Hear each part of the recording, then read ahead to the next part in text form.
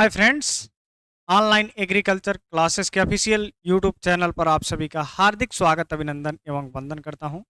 जैसा कि हमने आपसे कहा था, Uttar Pradesh combined of agriculture and technology entrance test के परिप्रेक्ष्य में और एजीटीए, एसटीए और डीएचओ के भी जो भी अभ्यर्थी प्रिपरेशन कर रहे हैं उनके लिए सामान्य अध्ययन का सेगमेंट जो होता है उसमें सामान्य अध्ययन जीएस या आप जीके कह सकते हैं, उसमें अति महत्वपूर्ण प्रश्न, इंपॉर्टेंट क्वेश्चन का सीरीज इसमें हम लोग चलाएंगे।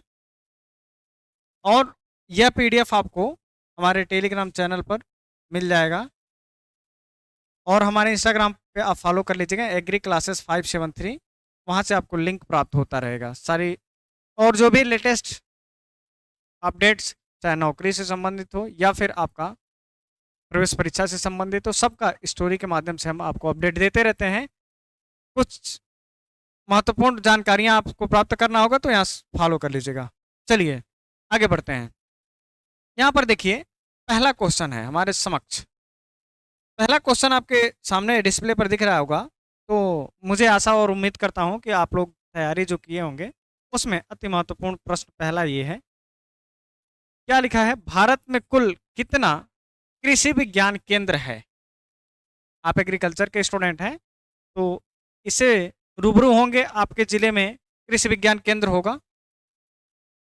तो इसमें दिया 89, 251, 381, 731। एक चार ऑप्शन आपके समक्ष दिए होंगे। तो इसमें थोड़ा सा बात करते हैं, कृषि विज्ञान केंद्र का दूसरा नाम क्या है। जब आप रूरल एग्रीकल्चर वर्क एक्सपीरियंस यानी रावेक के अंतर्गत गए होंगे तो आप केवीके पर गए होंगे ट्रेनिंग करने के लिए 3 महीने के लिए, ठीक, जिसका नाम क्या है दूसरा, फार्म साइंस सेंटर। ठीक, इसका दूसरा नाम अगर मान लीजिए आपके परीक्षा में दे दें, कृषि विज्ञान केंद्र न दे करके देते फार्म साइंस सेंटर, और हिंदी में भी लिख दे फार्म साइंस सेंटर, तो आप इसमें कंफ्यूज मत होइएगा। देखिए पूरे ऑल ओवर इंडिया में कितना है, 731 कृषि विज्ञान केंद्र पूरे भारत में वर्तमान की स्थिति में है। ठीक है, चलिए अब इसमें जा देखिए, सर्वप्रथम जो कृषि विज्ञान केंद्र की स्थापना कहाँ पर हुई थी, पांडुचेरी में हुई थी।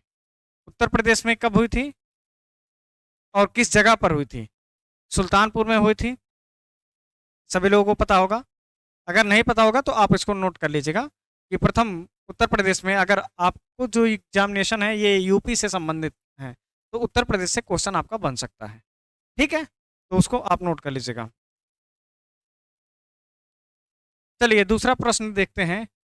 दूसरा प्रश्न ये है कि अभी देखिए आईपीएल का सीजन चल रहा है, तो आप लोगों ने आईपीएल मैच देखा होगा, काफ़ी ढेर सारे अभ्यर्थियों ने देखा होगा और देख भी रहे होंगे। तो उसी के परिप्रेक्ष्य में देखिए, लाल बहादुर शास्त्री प्रमुख स्टेडियम कहाँ स्थित है। ऑप्शन है चेन्नई, हैदराबाद, मुंबई और कानपुर। चार ऑप्शन आपके सामने हैं, तो किसको आप लॉक करेंगे। देखिए फर्स्ट ऑफ ऑल, चेन्नई में कौन सा है, चेपक स्टेडियम। चेपक कहाँ पर है, चेन्नई। हैदराबाद में कौन सा है, लाल बहादुर शास्त्री स्टेडियम हैदराबाद में है। ठीक, और मुंबई में कौन है, मुंबई में है आपका वानखेड़े, वानखेड़े स्टेडियम कहाँ पर है, मुंबई में। ठीक, और कानपुर में कौन सा स्टेडियम है, तो कानपुर में आपका है green park, green park, green park stadium कहाँ पर है, कानपुर में है। ठीक, क्लियर। अब आगे चलते हैं, आगे देखेंगे। तीसरा क्वेश्चन है, देवधर ट्रॉफी किस खेल से संबंधित है। आपने बहुत सारे ट्रॉफियों का नाम सुना होगा, तो इसी के परिप्रेक्ष्य में आप यहाँ पर देखेंगे। ऑप्शन क्या है, फुटबॉल, क्रिकेट, टेनिस और हॉकी। ये क्वेश्चन यूपी कैडेट में पूछा जा चुका है इसके पहले। ठीक, इसका ऑप्शन क्या है, क्रिकेट। ठीक, इसका सही आंसर क्या है, क्रिकेट है। क्लियर। अब आगे बढ़ते हैं।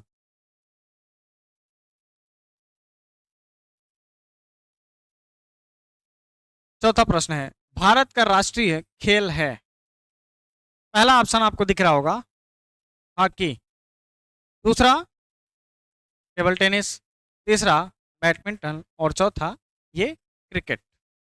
ठीक, तो भारत का राष्ट्रीय खेल कौन है? ये सभी लोग आप भली बात परिचित होंगे, तो ये है आपका हॉकी। ठीक, अगला प्रश्न देखिए, यहाँ पर देखिए एक दिवस से भी प्रश्न पूछा जाता है। दिवस से क्या प्रश्न पूछा जाता है, कौन कौन से इंपॉर्टेंट हैं? तो जो एग्रीकल्चर से रिलेटेड है वो इंपॉर्टेंट है, क्योंकि जो भी एग्जामिनेशन है आपके एग्रीकल्चर के हैं। तो इसमें पांचवा प्रश्न देखेंगे, 26 नवंबर को कौन सा दिवस मनाया जाता है? ठीक, पहला है आपका रक्तदान दिवस, रक्तदान दिवस, विश्व खाद्य दिवस, दुग्ध दिवस और मतदान दिवस। ठीक, तो इसमें आपका तीसरा ऑप्शन है दुग्ध दिवस, मिल्क डे मनाया जाता है कब? 26 नवंबर। ठीक, और फिर आपका वर्ल्ड फूड डे कब सेलिब्रेट किया जाता है? 16 अक्टूबर। ठीक, अब आप अभी चुनाव का त्योहार चल रहा है, उसके परिप्रेक्ष्य में आप बताइए मतदान दिवस कब मनाया जाता है? ठीक, आगे बढ़ते हैं।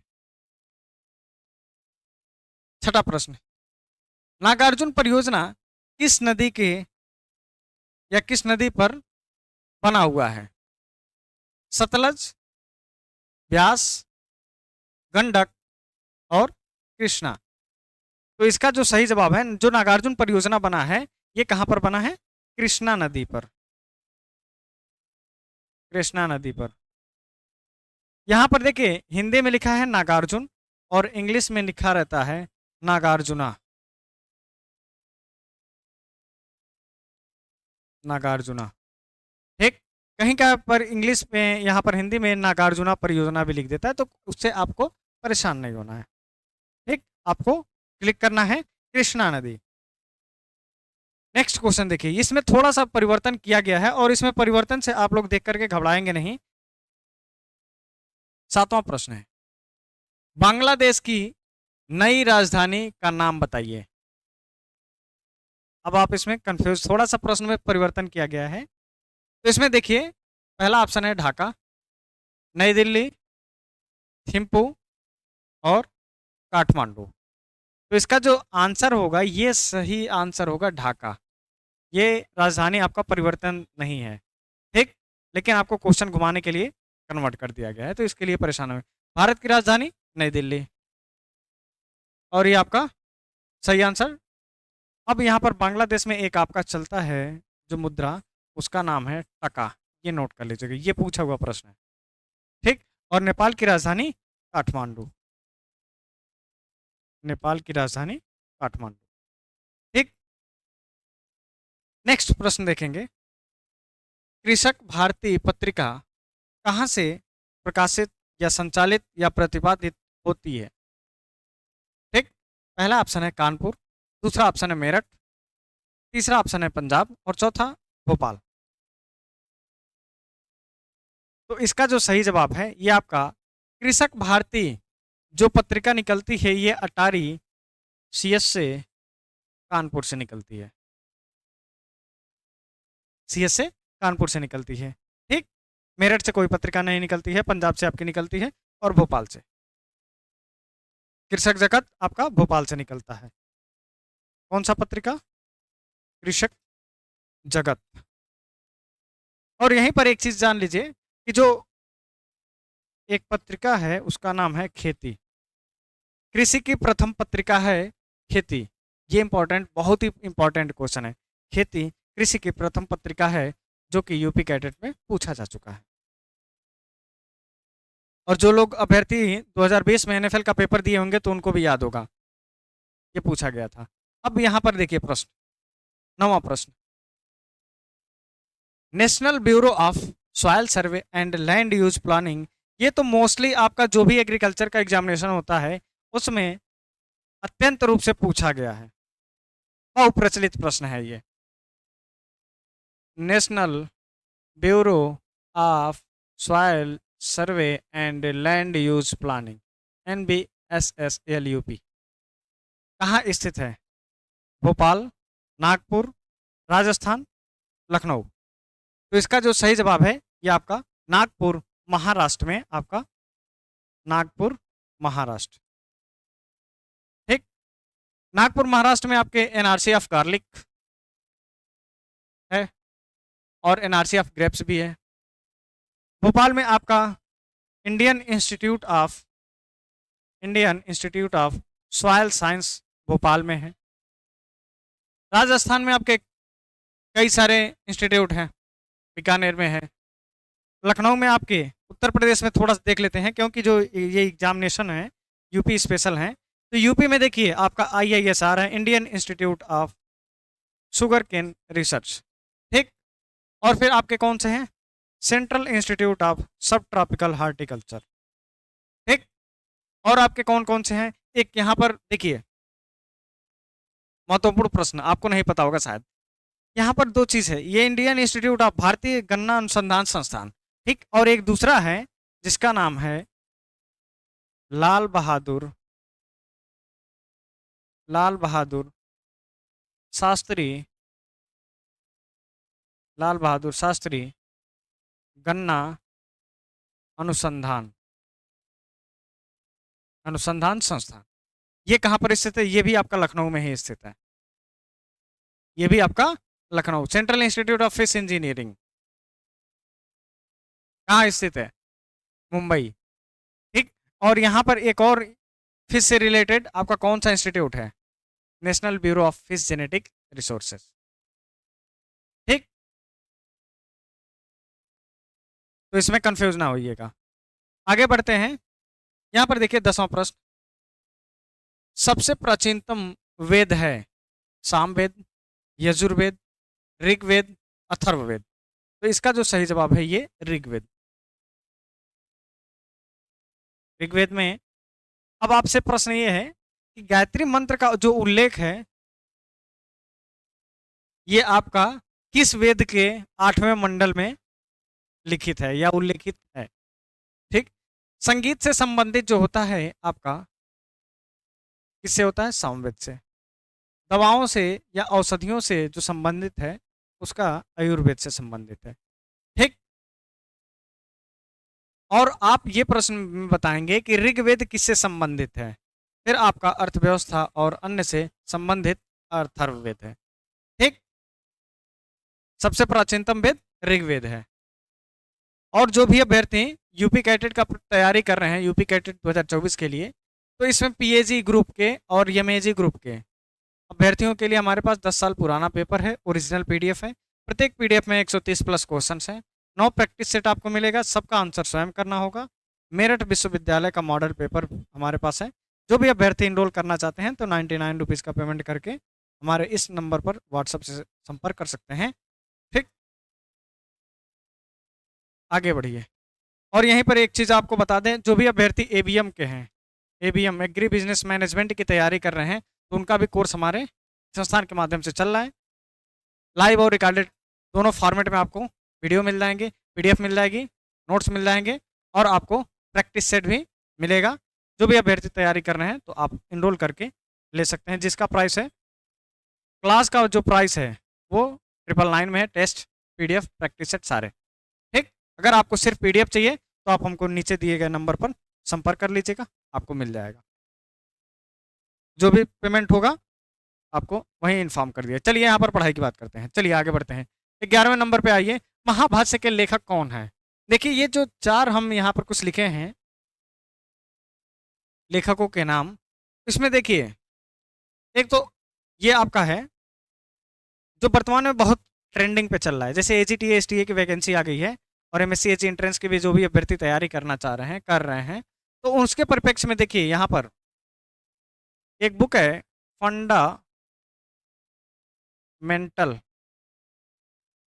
फंडामेंटल ऑफ एग्रीकल्चर, वॉल्यूम 1 और वॉल्यूम 2, वो किसके द्वारा लिखा गया है? तो ये लिखा गया Arun Katyayan.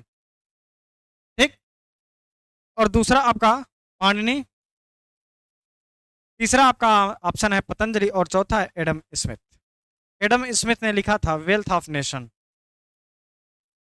Wealth of nation, ठीक, एडम स्मिथ। हिंदी में आडम स्मिथ लिखा रहता है, इंग्लिश में एडम स्मिथ लिखा रहता है, एडम स्मिथ, ठीक। इसके जो महाभाष्य के लेखक हैं, ये इंपॉर्टेंट क्वेश्चन है, पूछा हुआ क्वेश्चन है यूपी कैटेट में। इसके लेखक है पतंजलि, पतंजलि ऋषि। जो पतंजलि आप लोग प्रोडक्ट पढ़ते हैं, देखते हैं, वही है पतंजलि। वे पतंजलि ऋषि के नाम पे नोट किया गया है। चलिए आगे बढ़ते हैं। 12वां क्वेश्चन देखें, निम्न में से सितार वादक हैं, सितार वादक, इसको ध्यान से पढ़िए। संतूर वादक, सितार वादक, ये दोनों में कंफ्यूजन हो जाती है, ठीक। तो अभी हम आपको थोड़ा सा इसमें ट्रिक बताएंगे। ऑप्शन पहला है उस्ताद बिस्मिल्लाह खान, पंडित राम नारायण और पंडित रविशंकर और ऑल ऑफ दिस सभी। तो इसका जो सही जवाब है ये है आपका पंडित रविशंकर, पंडित रविशंकर। अब इसको थोड़ा सा वेरिएशन इसमें देखेंगे। देखिए संतूर और सितार दोनों में शुरू में स है और लास्ट में र है, ठीक। इसीलिए आपको कंफ्यूज करने में आपको बहुत सा आसानी मिल जाता है। तो यहाँ पर देखिए र शुरू में है और र लास्ट में है। जिसका र शुरू में और र लास्ट में आ जाए तो वो आप मान लीजिएगा सितार, ठीक। नहीं तो इसमें देखिए रवि में कैपिटल छोटी ई का मात्रा है, सितार में भी छोटी ई का मात्रा है। तो यहाँ से भी इसको भी आपको रिलेट करके याद कर सकते हैं। तो ये ऑप्शन आपका सही है, पंडित रविशंकर। आगे बढ़िए। 13वां क्वेश्चन देखेंगे, बिपाशा किस नदी का प्राचीनतम या पुराना नेम है? पहला ऑप्शन है ब्यास, गोमती, चिनाब, काबुल। तो इसका जो सही जवाब है ये है आपका ब्यास। बिपाशा नदी का आधुनिक नाम ब्यास है, पुराना नाम ब्यास है, ठीक। गोमती का आपका गोमल, कहीं कहीं पर आपको गोमला मिलता है, ठीक है। और चिनाब पर आपका कौन सा परियोजना बना है? यहाँ पर दुलहस्ती परियोजना बना हुआ है, ठीक। और कुंभा का पुराना नाम काबुल है, कुंभा, कुंभा नदी का पुराना नाम काबुल है, ठीक। आगे बढ़िए। देखिए सिंधु घाटी सभ्यता का सबसे पूर्वी बिंदु का नाम है, सबसे पूर्वी बिंदु पूछा है यहाँ पर, ध्यान देंगे पूर्वी बिंदु। दायमाबाद, सुतका गैंडोर, आलमगीरपुर, मांडा। तो यहाँ पर देखिए ये जो दायमाबाद है ये आपका कौन सा बिंदु है? ये यूपी कैटेट में पूछा गया है, पिछले वर्ष ही पूछा गया है 2023 में, यूपी कैटेट 2023 में पूछा हुआ क्वेश्चन है, ठीक। दक्षिणी बिंदु है आपका दक्षिणी दायमाबाद, उत्तरी मांडा, उत्तरी मांडा और पूर्वी आपका आलमगीरपुर, जो कि कहाँ पर स्थित है? मेरठ। मेरठ यूनिवर्सिटी पेपर करा रही है तो इसलिए इसको ध्यान रखेंगे। और पश्चिमी सुतका गैंडोर, पश्चिमी, ठीक। क्लियर हो गया? अब आगे बढ़ते हैं। अयोध्या राम मंदिर किस नदी के किनारे स्थित है? जो वर्तमान में अयोध्या नगरी में राम मंदिर का निर्माण हुआ है वो किस नदी के किनारे स्थित है? पहला ऑप्शन है गंगा, दूसरा गोमती, तीसरा चिनाब और चौथा सरयू। तो देखिए एक यहाँ पर प्रश्न इंपॉर्टेंट है, इसको ध्यान रखेंगे। कानपुर, कानपुर गंगा नदी के किनारे है, ठीक, इसको ध्यान रखिएगा। गोमती लखनऊ, लखनऊ नदी के किनारे है, लखनऊ के किनारे गोमती नदी के किनारे लखनऊ है, ठीक। और जो अयोध्या है ये आपका सरयू नदी के किनारे बसा हुआ शहर है, ठीक। आगे बढ़िए। भरतनाट्यम किस राज्य से संबंधित है, या फिर किस राज्य का प्रमुख खेल है, जो प्रमुख नृत्य है, लोक नृत्य, इसको लोक नृत्य कहा जाता है, लोक नृत्य। ठीक। तो उत्तर प्रदेश में क्या है, उत्तर प्रदेश का रासलीला। उत्तर प्रदेश में अगर आप सब डिवीजन में जाएंगे तो सब डिवीजन में अलग अलग आपको मिलेगा, लेकिन ऑल ओवर में आपको मिलेगा, ऑल ओवर में, ऑल ओवर उत्तर प्रदेश में रासलीला और नौटंकी। ठीक। गुजरात में आपका क्या होता है, गरबा, डांडिया, गरबा, डांडिया, गुजरात में। ठीक। और ये भरतनाट्यम जो है, ये तमिलनाडु का प्रमुख लोक नृत्य है। और पंजाब का आप लोग जानते होंगे, पंजाब का भांगड़ा। ठीक। अब आगे बढ़ते हैं। दुधवा नेशनल पार्क कहाँ स्थित है, दुधवा नेशनल पार्क किस राज्य में स्थित है, या पूछ सकता है किस जिले में स्थित है। तो इसलिए आपको इसमें दोनों हम चीज कंक्लूड करेंगे। देखिए, लखनऊ में आपके चिड़ियाघर स्थित है। अब आप कमेंट सेक्शन में ये बताइए कि आप लोगों ने देखा होगा कि हमने चिड़ियाघर गए थे, तो उसमें उसका नाम क्या है। जो लोग गए होंगे चिड़ियाघर लखनऊ घूमने, तो आप कमेंट सेक्शन में बताइए कि जो लखनऊ चिड़ियाघर है उसका नेम क्या है, किसके नाम पर वो बना हुआ है। दूसरा ऑप्शन है आपका लखीमपुर, तीसरा ऑप्शन है आपका कानपुर, और चौथा गोरखपुर। तो यहाँ पर देखिए, कानपुर में भी चिड़ियाघर आपका है, और एक चिड़ियाघर आपका छोटा सा गोरखपुर में बना है। गोरखपुर से एक प्रश्न पूछता है कि नाथ नगरी किसे कहा जाता है, ये गोरखनाथ को, गोरखपुर को कहा जाता है। ठीक। तो इसका जो दुधवा नेशनल पार्क है, ये लखीमपुर खीरी, लखीमपुर खीरी के जो भी अभ्यर्थी होंगे वो जानते होंगे दुधवा नेशनल पार्क। हालांकि अभी हमने विजिट नहीं किया है, लेकिन करेंगे जल्द दुधवा नेशनल पार्क। तो दुधवा नेशनल पार्क आपका लखीमपुर खीरी में स्थित है। कहाँ पर स्थित है, उत्तर प्रदेश में,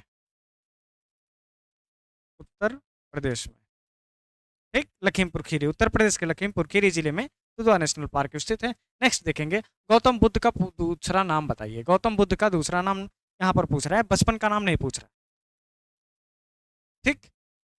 पहला शाक्य मुनि, शुद्धोधन, शुद्धोधन तो उनका नाम नहीं था। फिर आपका राहुल और सिद्धार्थ। इसका जो सही जवाब है आपका शाक्य मुनि। शाक्य मुनि गौतम बुद्ध का दूसरा, महात्मा बुद्ध का दूसरा नाम है। और जो महात्मा बुद्ध का परिनिर्वाण है, ये कहाँ पर है, ये आप लोग, हम तो विजिट कर आए हैं, अगर आप लोगों को कभी अवसर मिले तो जाकर घुमाइएगा। कुशीनगर, महात्मा बुद्ध का महापरिनिर्वाण कुशीनगर में है। ठीक। और कुशीनगर से आपको एक क्वेश्चन याद आया कि जो एक 5वीं कृषि एवं प्रौद्योगिकी विश्वविद्यालय बन रही है, वो इन्हीं के नाम पे बनी है। उस यूनिवर्सिटी का पूरा नाम क्या है, महात्मा बुद्ध कृषि एवं प्रौद्योगिकी विश्वविद्यालय कुशीनगर। ठीक। अभी 10 मार्च को आपके मुख्यमंत्री योगी आदित्यनाथ जी ने उसका शिलान्यास किया है, तो हम भी वहाँ पर विजिट किए थे। अभी निर्माणाधीन में है, लेकिन वहाँ पर अभी देखिए एडमिशन के लिए सूचना विवरणिका में इन लोगों ने दे दिया है, लेकिन एडमिशन वहाँ पर नहीं होगा। आपको किसी यूनिवर्सिटी में रख करके भी पढ़ाई कराई जाएगी। जब वो निर्माण पूरा कंप्लीट हो जाएगा, तब वहाँ पर आपको ट्रांसफ़र कर दिया जाएगा। मतलब आपको नहीं, जो आपके नेक्स्ट सीनियर आएंगे उनको। चलिए आगे बढ़ते हैं। 19वां नंबर पे देखेंगे, भारत के प्रथम उप प्रधानमंत्री, यहाँ पर देखेंगे उप वर्ड लिखा है, उप प्रधानमंत्री थे सरदार वल्लभ भाई पटेल, मोरारजी देसाई, राजीव गांधी, अटल बिहारी वाजपेयी। तो इसका सही जवाब है, ये है आपका सरदार वल्लभ भाई पटेल, भारत के प्रथम उप प्रधानमंत्री थे। नेक्स्ट देखिए, नेक्स्ट और लास्ट प्रश्न है आपका, भारतीय इतिहास का स्वर्ण काल किसे कहा जाता है, शुंग वंश या शुंग काल, इक्ष्वाकु वंश या इक्ष्वाकु काल, गुप्त वंश या गुप्त काल, कण्व वंश, ये आपका कण्व वंश लिखा है, कन्वंश। तो इसका जो सही जवाब है ये है आपका गुप्त काल। स्वर्ण युग का काल इन्हीं को कहा जाता है गुप्त काल। ठीक, बस ये आपके 20 क्वेश्चंस कंप्लीट हो गए। तो आई होप आप लोग इस सेशन का लाभ उठाइएगा और अच्छे तरीके से आप लोग तैयारी करते रहिएगा। आपके पास समय बहुत कम है और कीमती समय का उपयोग करते हुए आप लोग अपने इस चैनल को प्यारा से एक सब्सक्राइब कर लीजिएगा और बेल आइकन को प्रेस कर लीजिएगा। साथ में आप लोग अपने साथियों को शेयर कर दीजिएगा और इंस्टाग्राम पर फॉलो करना बिल्कुल मत भूलिएगा। इंस्टाग्राम, फेसबुक, ट्विटर किसी भी हैंडल को फॉलो करने के लिए आप ये वाला हैंडल एग्री क्लासेस 573 पर जा करके सर्च करके आप फॉलो कर सकते हैं। चलिए मिलते हैं नेक्स्ट वीडियो में किसी नेक्स्ट टॉपिक के साथ। तब तक के लिए जय हिंद, जय भारत।